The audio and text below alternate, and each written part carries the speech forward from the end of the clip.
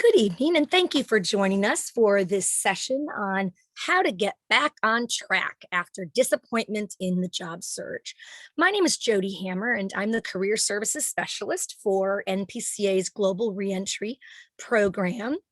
And I'm excited to be here with you tonight to actually talk about this concept and see what we can come up with together as well. And we'll go through some tips and strategies. But in the beginning, I'm really going to want you all to think about what is your biggest frustration right now, or what has your biggest setback been in the job search. And please put that into the chat box so that we can talk through some of those and make sure we get through all those points. Okay. So great. So just drop in the chat box if you're willing, just what is your biggest, how are you feeling stuck, or how are you feeling, the disappointment or frustration, things like that. We just want to get in the chat box some of your items, and then we'll go through them. All right. Kata says, it seems like without a personal connection, quote, I know someone who works there, unquote, there isn't a chance. There aren't even, invitations to initial interviews. You raise a really good point, and we'll talk about that a little bit more as well, about the importance of networking. And networking is really, really important, more and more. And you'll see some stats in here that on the one hand can be pretty depressing, right, when you see them. But on the other hand, there's a different way to kind of look at that as well, and to really tap into all of that. So let's see other comments we have. Let's see here. I seem to be doing well at getting interviews, but never get the job. How do I overcome the burnout from more than a year of searching? Hillary, you are not alone. That is such a that's a difficult one, right? And we will talk about that as well. I do want to say a couple things on that right away. The fact that you're getting to the interview stage and means that you're doing something right. Okay, because if you're in the interview stage, it means that you're one of the finalists right there. Automatically, you're one of the finalists. They don't interview everyone who applies, clearly, right? They only interview the top candidates. Now, that doesn't get you the job. I get that. But when you think about what I would encourage you to do in this situation is looking for feedback first from them. And doing a really professional letter when you do find out from them that you don't get the job. I call it the thank you for the rejection letter, but something like, emailing them and saying, thank you so much for letting me know regarding your selection decision for the XYZ position, whatever, fill in the blank, right? While disappointed to have not been chosen, I wish you the very best with your selected candidate. Should you have future opportunities in the future, please keep me in mind as I remain dedicated to the and I'm confident my XYZ skills will be well utilized in this organization, or something like that. Because what happens sometimes is people turn it down, or they don't pass security, clearance or whatever, or screening or anything like that. So there are times where they actually do turn that job down or don't get the job. So then if they have somebody who's been so professional, who has actually taken the time to write a thank you note, even when they're rejected, that shows a lot. And that can really, really put you in a better light. So I would encourage you, Hillary, to, start doing that, but then also maybe looking back at if you're getting to the interview on many occasions, chances are your resume is looking pretty good. So you might want to focus a little more of your time on the interview itself, because answering those interview questions correctly is really difficult, but there's a lot of resources out there. And I'm here to tell you, even within our own global, reentry YouTube channel, we have several, on, interviewing, and reach out to me if you want more assistance. I offer mock interviews to people. I can only do one per person, and I do them when you have the interview. So it's the day or two before you have the actual interview instead of a mock, because it's limited access. I want to make sure it's for one that you're actually going for, so you can make it as effective as possible. So reach out to me if you're interested in that. Thanks so much. All righty, let's see here. Another, Rachel says it's hard to continue with no deadline.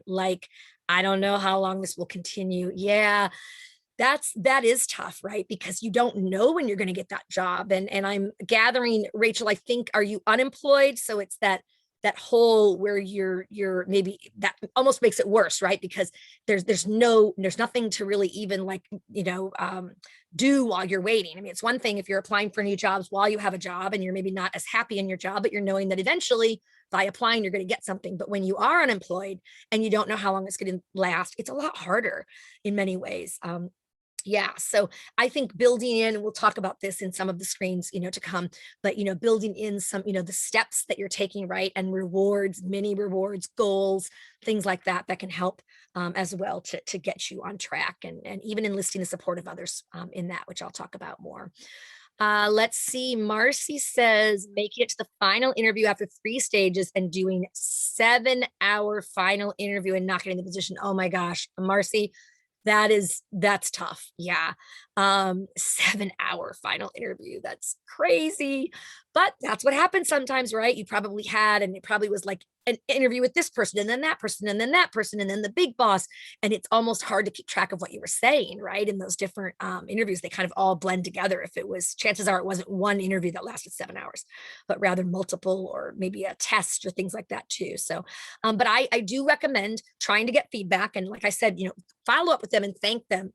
At the end of that, you could say, I would welcome any feedback you might have for me with regard to my interview or whatever it was, to help me be best qualified for future references. Sometimes they won't, and you can't force them to, but sometimes they will.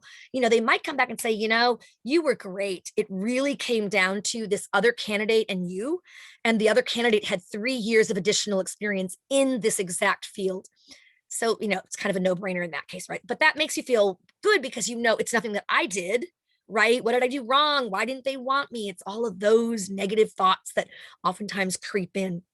So, but more often than not, it's not something you did. It's maybe something that the other person had that was a little more or whatever in that. So great. And then trying to switch fields. Yes. After 20 years. So strong transferable skills from higher ed to private sector.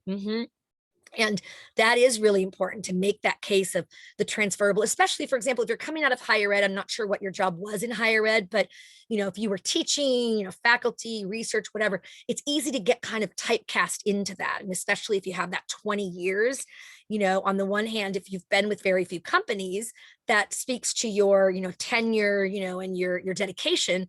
But on the other hand, it can scream, right? Like, boy, 20 years in this position. Why do they want to change? Or do they know anything about mine? So you're going to really need to work on how to present your information. And I would even say, you might consider a functional or the hybrid model of a resume. And we have sessions on that are on our global reentry playlist.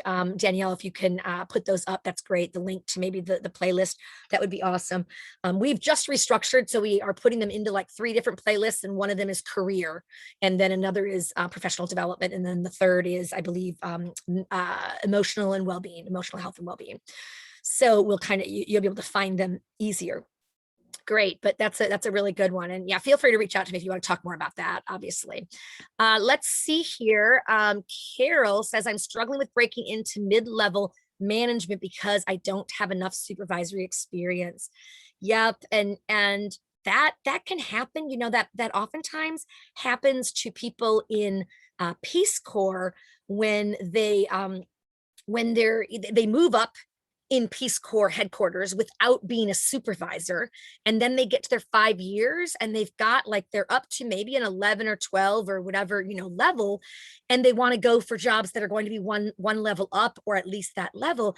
And outside of Peace Corps, they run into a lot of, you need to have 1 year of and supervisory experience. And so it can be kind of difficult.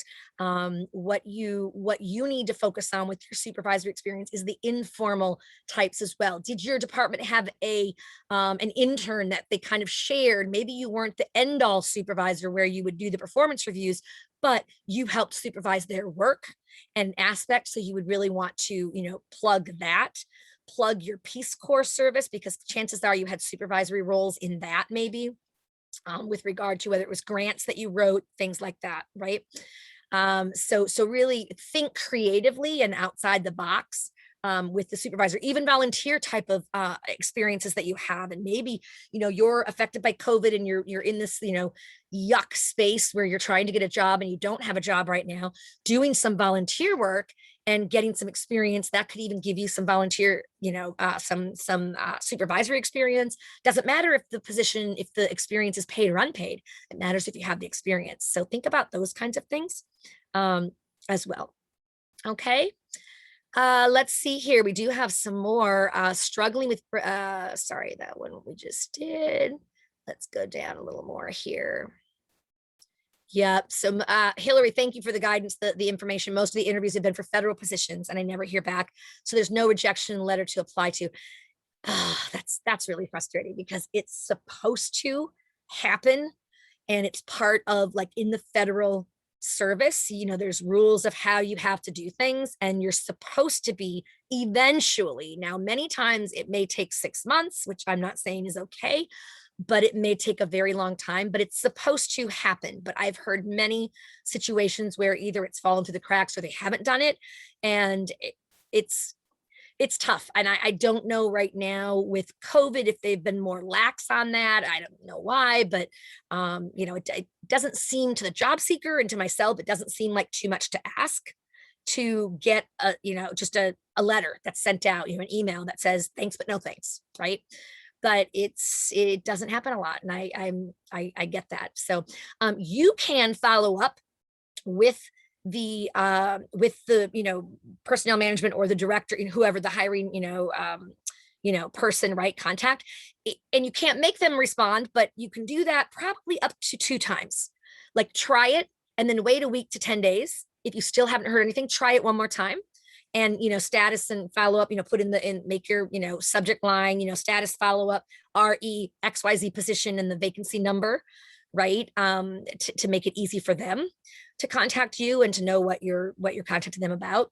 But ultimately, not everyone's going to reply to that either, right? But you can try, and sometimes that does work. So at least you'll get. Sometimes it's like, oh, the position was never filled because it was pulled, where they're not able to fill it now. They're going to have to wait because of XYZ, whatever. So yeah, so that's and usually the interview panels, you say do the interview during the interview to not contact them afterwards. Okay, so the interview panel itself, so your contact is probably the HR person in federal government. It's almost always the HR person, right? So you would reach out to them. Now when you do your interview though, I imagine you're doing a thank you email, and so at the end of your interview, you could certainly say, if I do, when they ask you if you have questions, for example, and you go through your few questions that you had, and then you say, I don't have any other questions at this point. Thank you very much. You've been very informative. If I do have follow-up questions, may I reach out to you, and what would the best contact information be for each? Some of them will steer you to the HR person. Others will give their own very openly. So that it just depends. Okay. They're not all the same. So Paige says, stuck on resume. Yes, haven't applied to any jobs this past week because I'm now realizing my resume needs revising and I need to narrow my focus to not waste more energy. Okay, well, that's good to know. I mean, if you feel like you've been wasting energy and you've just been using like a very generic resume and just spitting it out to all of the jobs, that's chances are not enough to get you the job, right? You really have to tailor it more. And I forget, Paige, if you're in the boot camp, the mid-career boot camp, but we've been talking about the resume and how, you definitely want more of that idea of the kinds of jobs that you're focusing on, and then doing more of a focused job search and really tailoring those resumes is so important. So great. And then also feeling urgency as far as time. I need a job ASAP. Yep. Want to convey my skills as best as possible. Yeah. And sometimes that wanting a job ASAP and needing a job ASAP, you totally are valid in feeling that. And I get it. It's the reality, right? Don't let that come out in your applications or your resumes where it's basically the extent of I'll take any job, whatever, I'm applying for anything. Like if you were at a hiring fair or doing a career chat with somebody, you wouldn't want to say, oh, I'll take anything at this point. I just need a job. I need a job right now. And I get that that's the reality, how it is, but you don't want to come across as desperate, because then it lends people to think that you're less involved in, less interested in that type of career and more interested in anything that will pay the bills. So you just want to be clear on that too. So, and then you said you realize you have minimal qualifications for the jobs you really want. At this point, I really need a job, an entry-level job to get my foot in the door. Yep. And financial insecurity is a reality. I get it. I mean, you may need what we call, different terms for it, but a filler job. Right now, if you are getting to the point where literally you need to pay, this next month's rent and you don't have whatever, that amount of money, and you absolutely whatever, you're going to need to take what some people call a gap job. Seek out a gap job, or a temporary kind of job. Right now, it may not be glamorous, it may not be anything to do with what you want to do eventually, right? But I mean, doing that so that you can at least take that pressure off of, I need that job right now, I need to have job, I need to have income, because that going around in your mind is filling your head, and it's working its magic in a bad way on your head and your space for being able to think clearly about, okay, what kind of job do I really want? Any job, it's almost because you are feeling that financial burden, right? So definitely think about, a gap job. Sometimes gap jobs might be, temporary jobs. You can reach out to a temporary agency, temporary employment agency even, right? And sometimes they can help you. A lot of times here in DC, and I think a lot of the bigger ones, they work hard to help their people that are working with them in temp ones, try to get into something that's going to be, or try to move them forward toward whatever you're looking for as well. So sometimes you can get contacts even from that, which is great, right? And you fill that gap, right? Which sometimes, that becomes stressful too if you have a big gap. Although I always say to people with COVID, that's kind of thrown that out the window, at least for the COVID time, right? If there's a lot of other gaps on your resume for years at a time, that could be an issue that you need to address. But COVID itself has just, thrown a whole wrench into our economy and jobs and all of that. So great. And let's see. And then you said you're looking for a position through RPCV NCE employment program. Yep. Okay. And that's I have gotten several questions just today, and I need to reply to a few as well, but with NCE. So were you, I take it you're an evacuee. And if you were an evacuee, what I have heard, the latest I've heard, because I thought in the beginning when I was hearing about it, I was like, great, they're going to extend NCE for 3 years. That is awesome. And I think that they wanted to, do that and do it through, it literally takes a constitutional amendment, an act of Congress, right, to change it for all federal agencies, right? But what Peace Corps, this is what I understand. Again, I am not in Peace Corps headquarters anymore, but this is what I've understood from what I've heard, that they are extending the NCE. They're able to extend it for the agency of Peace Corps. So if you want to work in Peace Corps, it's a great place to work. Absolutely. Lots of, way to give back to, the organization that you feel, if you had a good experience and you really want to, continue working in that arena, there's lots of good opportunities. So definitely check them out, right? On peacecorps.gov, and then look at their, jobs, look at the NCE, get on their NCE roster, which is, they'll put a vacancy out, and it's usually good for like 3 to 6 months, and you apply through that NCE roster. And then you can be automatically considered for jobs that you don't even apply for. You can be contacted and they can say, hey, we got your application through the NCE roster and we have a position for a program, whatever, assistant in a program manager, whatever it is, in this division. Are you interested in interviewing? Great, right? That's definitely recommended if you're interested in Peace Corps. So great. And then let's see. Yes. And it's, the process for that is actually much easier than most of your federal jobs, in that you can just dump your proof of NCE, and that's usually your COS document, or when you evacuated, what they gave you eventually, what you got, that close of service where it said, it has it written right in there.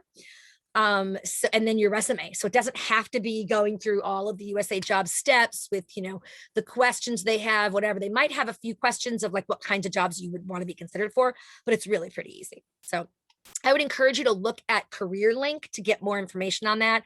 And it's peacecorps.gov/careerlink, all one word. And you'll see you can actually do a search only for NCE vacancies, and you can see what's out there for that too. There's generally a lot. Okay, but for the Peace Corps ones, they're doing the whole extended to 3 years. Okay. The other part, the more global part, may come to fruition at some point, but it's not there yet, from what I understand. Okay. Great. Let's keep going here. Thank you, Danielle, for putting the career-related webinars and the link and all of that. Great. Awesome. Let's see. Yes. Okay. So we have as well, just looking at the different questions we have. You're welcome for the suggestion there. Great. Are there any other questions that I've missed, Danielle, as I've tried to scroll down here? Otherwise, I'll go on and we'll take other questions going on as well. So it's 8:27. I have a lot of slides. I want to make sure there's plenty of time for you to ask questions. So if you have your questions ready and they relate to what I'm talking about in the slide, for example, even if they don't, you can dump them into the chat box and I'll do my best to get to them now or at the end. Okay, great. So radio silence. Yes. How many can relate to the radio silence? Several of you actually indicated that was your biggest frustration, right? And it is, there's really no excuse for it. I agree. On the one hand, it's very frustrating. And, like, how much does it really take to just go, thanks, but no thanks, right? In whatever language, and just use that same letter and just have it go out to everyone who applied. But the reality also is that you have hundreds and hundreds of people who are applying for different jobs. And so many companies will say, don't contact us, we'll contact you. Like, in other words, we will get in touch with you if we want you. And that can sometimes extend even to the like after the follow-up, if you've had contact and you've maybe even interviewed for it. So, but when no news is not good news, when it's the radio silence, when it's the job search, right, it makes you feel rejected and ignored and just like not even like worthy of a simple response. It's easy to spiral into that whole, like, gosh, I mean, seriously, it can be really, really discouraging. So the lack of closure, not knowing for sure, it's that whole unfinished business. So it can really put a ding in your self-esteem and your whole, just confidence even, right? So I want to say recommendations. What can you do in that situation? And I have the next slide actually has some of this on there. So remember, silence doesn't mean that you failed. Like I say, doesn't mean that you didn't submit a very good application and a very qualified application, right?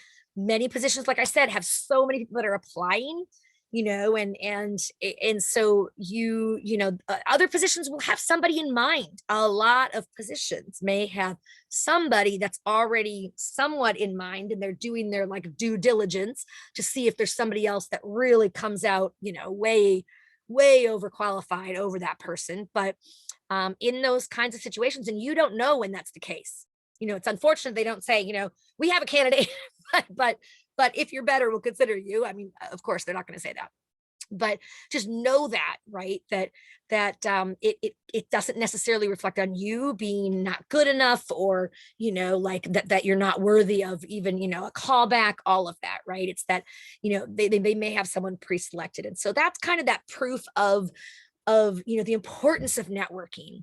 And I can't go into this very much right now. I mean, I have some slides I'm going to share with you here really quickly, but we do have several sessions on networking and how to do it. But most importantly, change your attitude from networking, like being slimy and, oh, you've got to, just, it's just using people. It's not that, right? Networking that's done correctly is simply expanding your web or alliance of people who know you, who might have information, or, like might be able to provide guidance to you on maybe kinds of jobs or kinds of opportunities, things like that, right? So and in other ways, right? Your network is your social network, everything. You can tap all of it, right? So, so don't try not to feel that like, that it's networking is just it's rigged, and all of that. You can network, and you can get better at it. Even sometimes people are like, well, I'm an introvert, I don't like to network. Well, there's ways to do it that are pretty low low risk or low, I guess, interpersonal. Well, right now, heck, we're in the pandemic, so it's all being done virtually, right? And people tend to have sometimes more time on their, hands because they can't go out with anyone and meet their friends and such. So they might be even more willing to talk to somebody who reaches out and wants a little bit of guidance and such. So, but there's certainly ways that you can do it, right? So you can, yeah, it's just, following up. I already made that comment. One thing you can do if you did make it to the interview and then didn't get the job, or it's radio silence, you haven't heard anything, you could certainly follow up, right? Up to twice, right? But then ask them before, when you're in your interview, when you have those questions at the end of the interview, your last question, I generally say, or one of your very last of the, maybe you ask like 2 or 3 questions. That last question, if you ask, what is your projected timeline for filling this position? And what are the next steps in the hiring process? Then they can come back and tell you, well, there's a round 2 interview for select candidates. And then we want to fill it by the end of, May, whatever it is. Like, it at least gives you guidance. And of course, whatever they say as their like projected start date, I generally say probably double it. I mean, just to be safe, because most often people are overly optimistic with that. Like, it's this whole, we want to get this filled, and that's if every single thing went right. And there's a lot of steps, especially in federal. So just know that it probably, don't worry if that projected timeline passes and you haven't heard necessarily, right? But you could certainly reach out at that point and just, following up and all of that. And then consider, like I said, networking versus just applying for posted jobs. I think I have in here a slide that shows the percentage. It's, there's many different, figures on it, right? But the percentage of jobs that are filled through networking is huge. And that can sound depressing, but it's really not, because think about it. You all have a great network already. You are returned Peace Corps volunteers, RPCVs. We are 200 and what? 30,000 strong. I mean, we are all over the states. We are in every industry sector, right? So thinking about tapping into LinkedIn, which is huge, and I'll have a screen on that, you can definitely connect with RPCVs who are pretty darn open to, connecting with and chatting with and helping people. So that's something to think about as well. So, okay, so let's keep, oh, here's the slide right here. So this is from CNBC, but it was based on the sources that you'll see down there. There was both a LinkedIn survey that's actually a couple years old now, but then there's another source as well that talks about, but so 70%, research shows that 70%, give or take, of all jobs are not published publicly on job sites, which is just like hard to fathom, right? But it's true. They don't necessarily even have to publish them, right? And as much as 80% are filled through personal and professional connections. So you obviously need to expand your connections, your network of people who know you, that kind of thing, right? You can offer things too. You don't, like, a lot of people hate networking because they think, oh, it's just I'm needy, and I've got to, like, I come across as needy. I don't want to, have to depend on, I want to get a job because of what I know, not who I know. I get that. You will still have to know, but knowing the subject, but knowing somebody who can actually like vouch for you, or even just let you know, oh, hey, I just heard about a job at this place and you and I were talking about that. You might want to check it out. Great. Then you get to the source, because you can't get to all the jobs that are out there, right? So just keep that in mind and think about it as you move forward, because that's what I think one of the things, it's the biggest thing in your control, right? Another issue, feeling like you've exhausted all options in your field of interest, right? So you feel like you've done it, you've tried, you've looked, there's just nothing in your field of interest. There's no opportunities. At that point, sometimes that's the case, right? Sometimes, especially with crashes, financial crashes, or, pandemics, things like that, certain industries are very impacted. And that could be an industry that you're looking at. So at that point, you need to then expand your search, right? Maybe expand it to a different industry, but maybe in a job that would do the same kinds of duties and responsibilities, so that you could build your qualifications for when that ideal field of yours comes back, when it does turn that corner and there are opportunities again, because it will generally, right? So thinking about doing that, and in doing that, a lot of the best way to do that is, tap into or re-tap into your existing network, excuse me, and connect with new people. So expand your network, right? And a lot of this you're going to see through LinkedIn, right? And I'm just going to breeze through it very quickly. But I do want you to see this little graph on the top here on the right. Know your network, because look at your network. Like you have, I mean, it's your Peace Corps family, which is huge. And remember, if you do your search and you put in like former company, which I'll talk about in a moment, in LinkedIn, and you put Peace Corps, that's going to tap you into not only returned Peace Corps volunteers, but Peace Corps staff. Awesome, right? So your university, alma mater, right? Your high school, right? You may be still close to or connected to some of your high school friends, and tapping into that. Your family, of course, that seems obvious, right? Professional associations that you're part of, your civic religious affiliation, friends, of course, right? Former employers, reconnect with your former employers, tell them what you're looking for, what's going on. It's a good idea to do that anyway. If you want people to be a reference for you, you obviously want to get their permission. And if you haven't, even if they gave permission years ago, I would highly recommend that you touch base and say, hey, I'm looking at a few opportunities. I'm looking to, parlay my experience into the XYZ sector. And I'd love to use you as a professional reference, if you would be willing to still serve in that capacity. I would be sure to get you a copy of my resume and specifically the job description, so that you'd have a good idea of the kinds of, what they're looking for, because that is how they can do the best job for you, right? In talking to you, when they call and do a reference check, you want them to come out with the things that, they're looking for, right? So lots of different, your network is bigger than you think of it, and think it can be, and you can expand it quite a bit as well. So we're going to talk about career chats in a moment as well, but I just want to remind folks, LinkedIn is where it's at for, contacts, for people searches, to find people and to expand your network, right? There's 60 million users worldwide. It's not just here in the States, it's all over the world, right? 200 plus countries. So some of the ways that you can really mine LinkedIn and you can use it. Well, before that, I say spend some time on your LinkedIn profile so that you've updated it, right? So that it reflects where you are now, not from 5 years ago or, whatever. Make sure it doesn't say you're still a Peace Corps volunteer. If you were evacuated, for example, right, or whatever, just update it. Yeah. And make sure and try to really describe your jobs as, you don't have to do full sentences. You can do full sentences, short paragraphs, keep it short.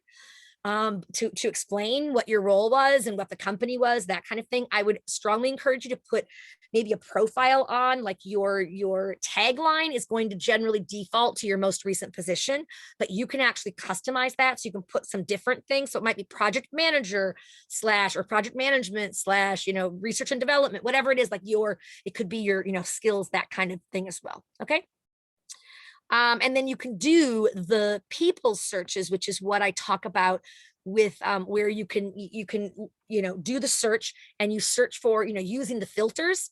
You can search for people, and you want people who former employer put in Peace Corps, current employer put in whatever sector or whatever, organization, Chemonics, let's say, if you're interested in international development, you put that in, and you're going to get the people who, it's going to give you the results. Now, the more people you have in your connections to start with, the more you're going to get. But even getting to that like 50 level, I think you have to have 50 contacts for it to really be able to do the that where you can really do the search.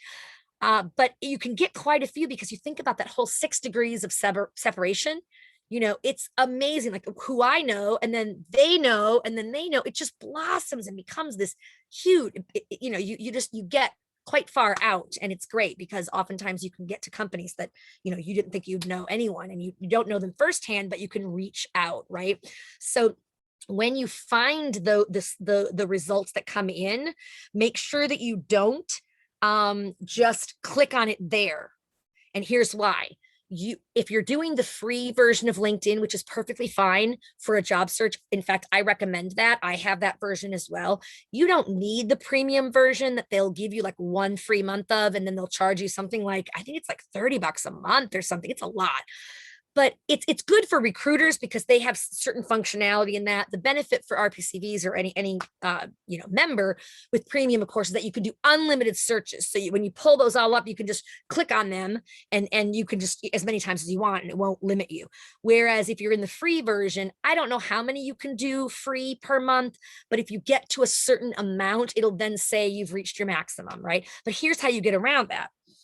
You could certainly do it and click on it, but then when it says you can't get it anymore, when you go into when you get that person showing, just go up to your LinkedIn into another window and just search for and put their name, and then look them up that way. That way they don't count against you. So then you can basically have unlimited too. So that's a little tip to remember, a way to work the system with LinkedIn. Okay.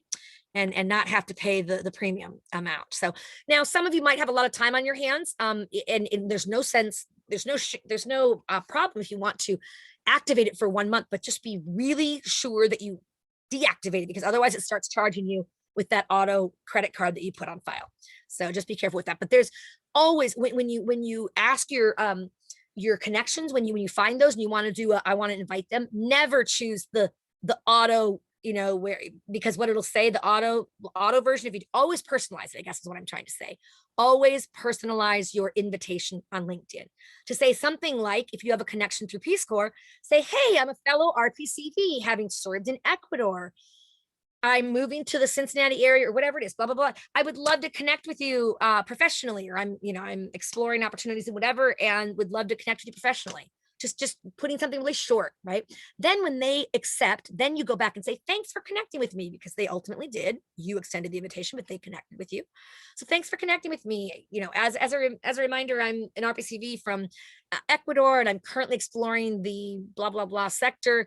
As part of that, I'm looking to, chat with people working in the industry, wondering if you might have 15, 20 minutes of your time at your convenience for a career chat to tell me a little more about your own experience and any tips or advice you might have. Super easy. The key with that first one, keeping it short, is you have a limited number of characters that you can use. Once they connect with you, you have unlimited. So then you can go back and forth. Keep it kind of brief still, but yes. Okay. So oftentimes you can get informational interviews, or as I like to call them, career chats, that way. Okay. So these are just a few keys to networking. I'm literally not going to go through this a lot, but career chats are really the foundation, or people will call them informational interviews. That's how you get to know people. People love to talk about themselves generally, right? There's no prep work in it. It's like, oh, I'm touched. They want to hear about me and my job and my career. Great. So you just, you go in and you make sure you honor what the commitment was, and offer to end at that 15, 20 minutes. Maybe they'll say, oh, no problem. I have until, 2:00. That's fine. Business cards are key when they're, you can get free business cards. There's a lot of places, just Google free business cards. Vistaprint.com is one area. You only pay for the shipment, or it's free, and choose the slowest version, because otherwise that's how they get a lot of money from you. But connecting, obviously connect and contribute. So when you join those groups, like, that maybe other people are in, that's another key to getting more context. Join groups that are of interest, like groups that they're in that are of interest. If they're in marketing and you see these groups that are, wow, this would be good for me too. So get in that way. You can IM them. You can, instant message them directly. If you're both in the same group, you don't have to be contacts. So things like that, right? And looking at what you can give as well. Remember, this is not just about you. When you're talking to people, it's, you might find out I always give this as an example, they just adopted a puppy and they're new to the puppy world, and, and you're like, oh, that's great. And you talk about it in, whatever, at the career fair, or you talk about it in a career chat or whatever. You could follow up with them and say, hey, just came across this article and thought you might be interested. How's the puppy training going? It was great connecting with you last week, or whatever. Thanks so much for all of your help. Like you can keep those alive and keep deepening it, right? Schedule the times and always do thank you notes. Okay, great. With career chats, I'm just going to say a couple things on it. Arrive on time, whether it's, in person or virtual, right? So that you're all set there. Respect their time. Come prepared, have a list of questions, and intelligent questions, not questions that can be asked or answered on their website, right? You might refer to their website. In preparing for this conversation, I was looking at your website, and I noticed that there was XYZ, da, da, da, da. Can you tell me a little more about that? Or whatever. That makes you look very, like you're on it. That's great, right? And then ask for contacts tactfully. That's at the end of the career chat, when you're wrapping up, as like maybe one of your last question, to say, if you were in my position looking for a job or exploring the industry of da da da da da, what are there any people or organizations you might recommend that I chat with, or something like that? Like, if you were in my position doing a job search in this, area, what are the, 2 or 3 people or organizations you would definitely connect with? And then that gets them to spit out not only their network, hopefully some people, but a lot of times they won't at first, but then your follow-up question, and you just let them go and you write down what they're saying, the organization names. And then at the end you say, wow, that's great. I will definitely look into these organizations. Do you by chance know anyone at any of these organizations who might be as gracious as you've been to spend 15, 20 minutes of their time chatting about their own experience? If it's been pretty easy, chances are they may be willing to refer you on to someone. They're not going to usually say, oh yeah, Cindy Smith, she's, reachable at this, go call her, because they want to go through them. They don't want to assume that it's okay, to share their information, right? So that's with career chat. So these are, I'm spending time on this because this networking and career chats are going to get you so far, oftentimes further than just the cold hard jobs that are on whatever listserv that you're looking at, right? So lots of different questions here, and I already put them down here. The only one that I didn't mention was, what do you like most about your organization or industry, and what's the biggest challenge? That's a good one. So let's go on to this next one here, and I noticed this has, and I apologize, I would not have put this if I'd known that it had the stamp thing there. I had done my Google search and my free images, and it looked like it was all free to use. So something must have happened there. So I apologize, but I think I gave credit, or I should give credit to Dreams Time is who that one is through. So just read this to yourself for a moment.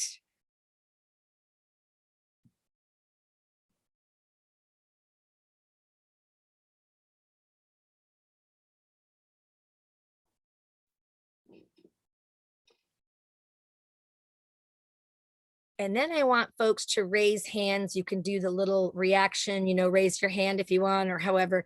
How many of you can relate to this quote? Yep, Marcy, thumbs up. Exactly. Yep.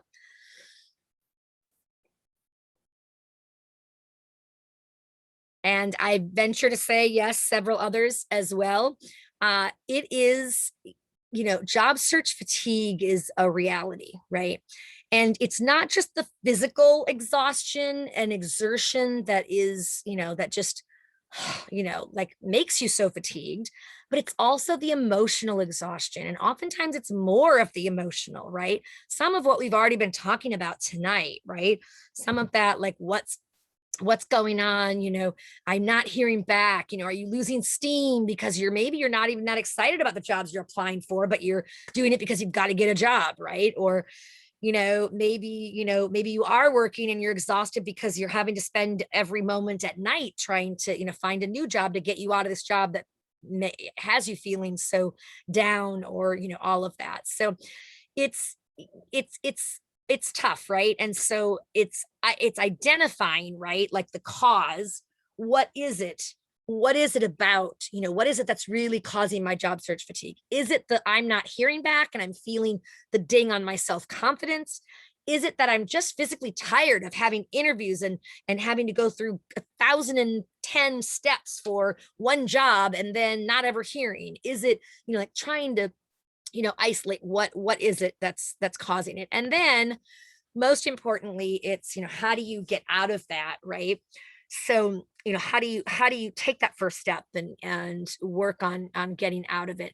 So developing a schedule, right? And it's baby steps. It's not all at once. You've got to, this is built up, chances are, right? And so it's, you can't say, okay, tomorrow I'm going to redesign my resume, redo my cover letter, update my LinkedIn, and like, no, right? Obviously, you're not going to be able to get to all of that. And if you have that, you're going to feel like you're not accomplishing enough or that you're overloaded or whatever. So taking those baby steps and incorporate not only, so you might incorporate a goal and a mini reward. So maybe it's once I get my profile portion of LinkedIn done, I wouldn't even put LinkedIn updated as a whole one because that's a big route. That's a big goal, right? But like break it into a small one.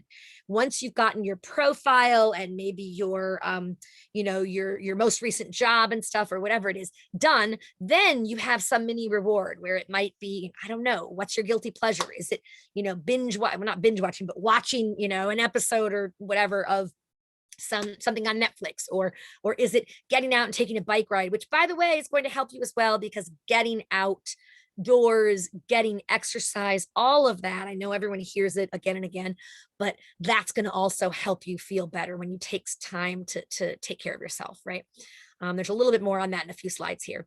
But one that I want to really emphasize is enlist a job search buddy if possible.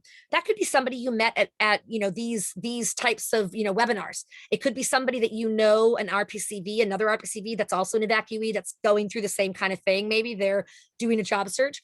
And the reason why it's so effective, I have done this myself and encouraged clients to do it because it helps with accountability. Right. So I used to have a coffee date with a friend who was also in the mode of thinking about what's next and job search and all of those. And just by, getting together for our coffee and talking about, okay, here's where I was. This is what I committed to doing. Here's where I've succeeded. Here's what I haven't done. There's going to be times where you don't get it all done. You got to be willing to put it out there. Right. And here's what I'm willing to take for next time. It's that external person that accountability really helps you from feeling overwhelmed. Right. Another thing is feeling like a robot, right? So and oftentimes when you're feeling like a robot, it oftentimes means you're submitting the same, your resume, your application, whatever, your cover letter, your resume. I do recommend a cover letter when at all possible, but that you're just submitting, and probably not tailoring them as much. And that's going to be your other key with making a difference, right? Tailoring your jobs specifically to that job description. So I always tell people, choose the job that was most similar to when you're applying for a new job to the one that you're applying for now, and look at that resume and then still tailor it from there, unless it's the same exact, job description, but chances are it's not.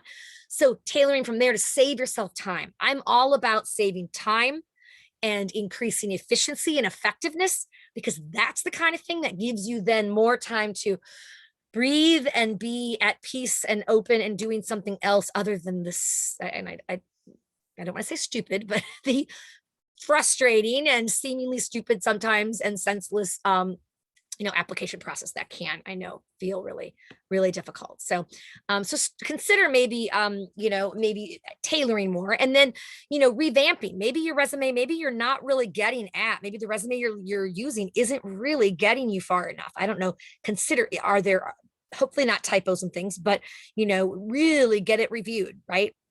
And that's another thing that I work with as well with folks. And I can do one resume review generally. There are a lot of resources for resume reviews. In fact, the RPCVs of Washington, they have a whole, if you look on their Facebook page, and gosh, it was on, I think, RPCV Jobs, the Facebook page for that, where they'll occasionally post and say, hey, you can still get your resume reviewed. And you if anyone knows the email that you send it to, it just came out recently. And I don't remember what it is, but it's something like resume. Anyway, if anyone knows it, put it in the chat box so others can get that. That would be great. Great. And glad to hear you're out on a walk right now, Hillary. That is fabulous. You need to definitely do that. And then feeling desperate. applying for everything. We talked a little bit about that in the beginning, but don't apply for all jobs at a company, right? Like say you really want to get into whatever the company is, right? FHI 360, and you really want to get in there. And so you're like, don't apply for every single job that they have just so that like hoping that one of them will pan out. Because what happens is the HR people who are looking at that see you applying for every single job, and they begin to think, okay, they're desperate, or you're not really focused. So apply for multiple jobs, obviously, but really craft and tailor your resume to those specific ones, and don't apply for just everything on their site. Stress is common, as is job search depression, right? Which is a thing. It is truly a thing. Job search depression is a reality. I have a little graphic here, right? And part of that, I would say a lot of what we've talked about already, setting those mini goals and getting yourself outside, getting some, the exercise. If you can put in the chat box, what are the suggestions that you have to reduce or try to combat job search fatigue or job search depression? What are some of the things that you've used that have helped you stay in a better space emotionally with regard to the job search? Chocolate, Marcy. Ah, yes, a woman of my own heart. Yay, chocolate. A good one. Maybe not very good for you, but in moderation, it's actually really nice. All right. Anything else, folks? Other ways that you could take care of yourself or fight job search depression or fatigue, job search, just feeling overwhelmed. Let's see, what else is there? Yoga. Oh, that's a great one, Melissa. Yoga is such an awesome one. Absolutely. It calms you down, right? Nora says setting a goal for what I want to do. Yep. And that's the things where you can like set a weekly goal where like on Sunday night, you set your weekly goal for what you want to get done. And I thought I had a visual on this. I'm not sure if I do. But what you want to get done. And then, like each night, crossing off what you've gotten done. For me, I love crossing off the items because it's like, I've got something done. So break it into many tasks and then you get that cross off, and it just helps, I think, with the endorphins, right? That help to make you feel better. The other thing that I do want to say about this one is if you haven't already done so, if you're interested in being a part of, we have peer support networks that we're piloting around the states. And we had an intern that was amazing, and she really got this all together and trained the people who are kind of leading them. But it's really a peer support network. So it's not so much like they're telling you, it's more you're there as a group. And they're obviously all virtual right now. There is one that was specific to the career. It was like a career and job search kind of support group. And I forget where it was. I want to say maybe no, I'm sorry, on the West Coast, San Francisco area, but it's virtual right now. So, and I know they have limited space, but if you look at your global reentry newsletter that should have come out a couple days ago, if you should see there when you scroll down, they'll have something about the peer support network. And if you're interested in tapping into it, you basically send an email. Or you can look, there's a tool where you can look at where they are or what kinds are going on. Hopefully, eventually they can be in person as well, right? But for right now, I think it's really helpful. It kind of goes to that whole buddy kind of accountability, that kind of thing. And Nora also said, yeah, then do something to relax. So do a little bit of the hard work and then relax, right?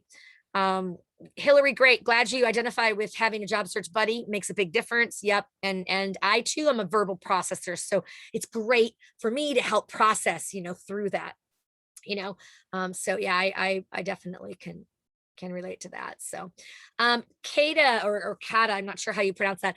Use the Pomodoro method. Yeah, there's many sites online that you can use for free that have you work 25 minutes with then a 5-minute break. And it helps, she's saying it helps her stay focused. I just covered that actually in a recent, I think it was last week. And the Pomodoro method is, it was named after the guy who developed it.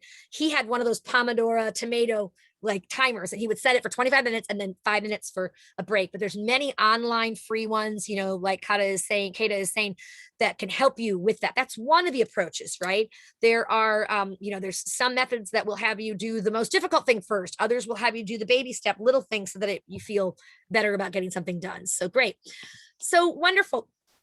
This is just the final, steps to reigniting your, as I call it, your job search mojo, right? And ending job search depression.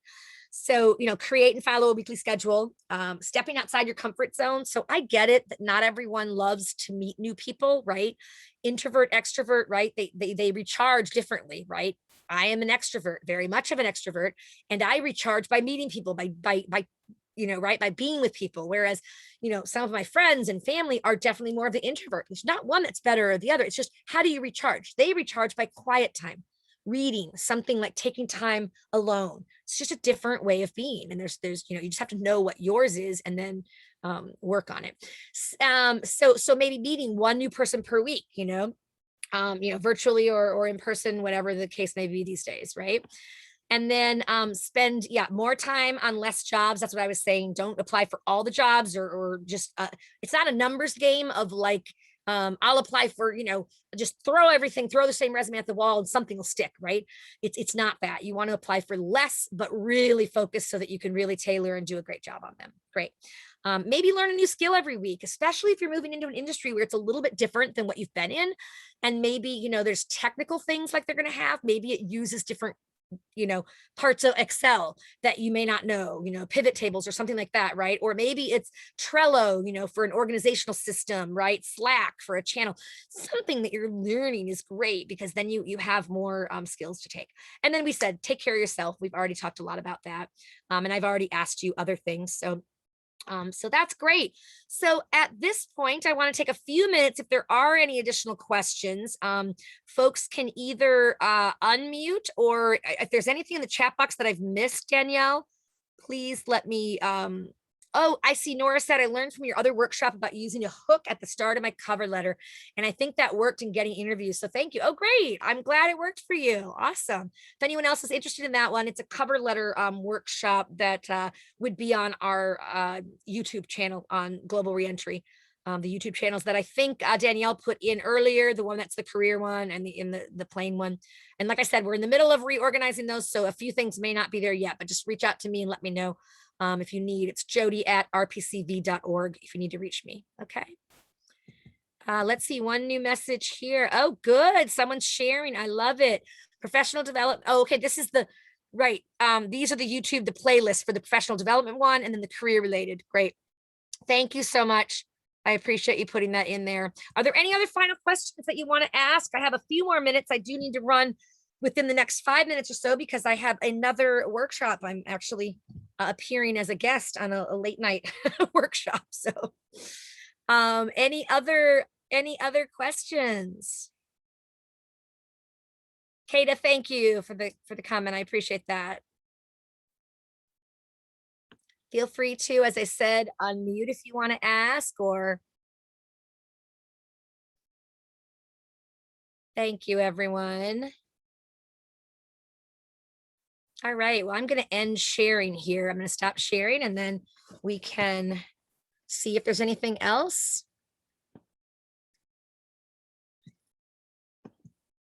Okay, so I'm going to end the recording right now, and then I'll take additional questions if you have them. Okay, so thanks everyone, and make it a great night.